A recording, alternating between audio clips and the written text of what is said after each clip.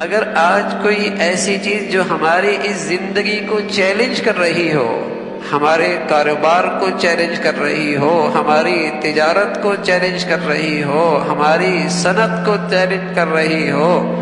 ہماری زندگی کے مفادات کو چیلنج کر رہی ہو، ہم بیدار ہو جاتے ہیں۔ اور اگر کوئی یہ کہہ دے کہ میاں کل کی زندگی تمہاری خطرے میں ہے، جو تمہارا یہ طرز عمل زندگی کا ہے، اس سے تمہاری کل کی زندگی خطرے میں ہے، تو آدمی کی دلچسپی نہیں رہتی، آدمی کی دلچسپی نہیں رہتی۔ تو میرے عزیزو، اس زمانے کے اندر بھی دین کی شکلیں موجود تھی،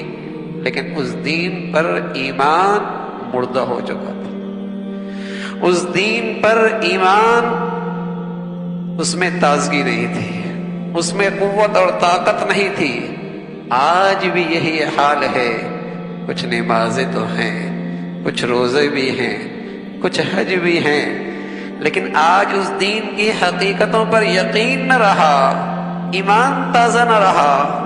جس کا نتیجہ میرے عزیزو یہ ہے کہ آج ساری دلچسپیاں اس زندگی سے ہیں، کل کی زندگی سے دلچسپی کوئی نہیں، بات سننے کا جی بھی نہیں چاہتا۔ اس زندگی کے مفادات کے تذکرے ہوں، یہاں کی زندگی کے ترقی اور خوشحالی کی باتیں ہوں، بہت دلچسپی ہے، اس لیے کہ یہ چیزیں مشاہدے میں ہیں، نظر آ رہی ہیں، لیکن کل کی زندگی ایک حقیقت ہے، کل جنت کا راحت و آرام ایک حقیقت ہے، کل جہنم کی رسوائی ایک حقیقت ہے، اس دین کی حقیقت ہے، لیکن چونکہ اس پر ایمان مردہ ہو چکا ہے،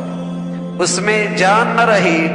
اس لیے اس پہ یقین نہیں، اس سے ہمارے اندر حرکت نہیں آتی۔ تو میرے عزیزو، آج دنیا میں جس چیز کی کمی ہے وہ ایک چیز ہے، وہ تازہ ایمان کی کمی ہے۔ مسلمانوں کے پاس کسی چیز کی کمی کوئی نہیں، اللہ نے وسائل بھی دے دیے، علم و ہنر بھی دے دیا، اور جسے کہیں کہ زمینی خزانے بھی ان کے جھولی میں ڈال دیے، لیکن پھر بھی دنیا کی نظریں ان سے کیوں پھر گئی اور دنیا کی نظروں میں ذلیل اور رسوا کیوں ہو گئے؟ تو اللہ نے آگاہ فرمایا ہے، وَأَنْتُمُ الْأَعْلَوْنَ إِن كُنتُم مُؤْمِنِينَ، تم ہی سر بلند رہو گے اگر تمہارا ایمان ٹھیک ہو۔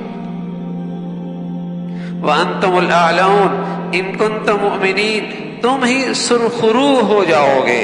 تم ہی سر بلند رہو گے، ان کنتم مؤمنین، اگر تمہارا ایمان ٹھیک ہو، اگر تمہارے ایمانوں میں تازگی ہو۔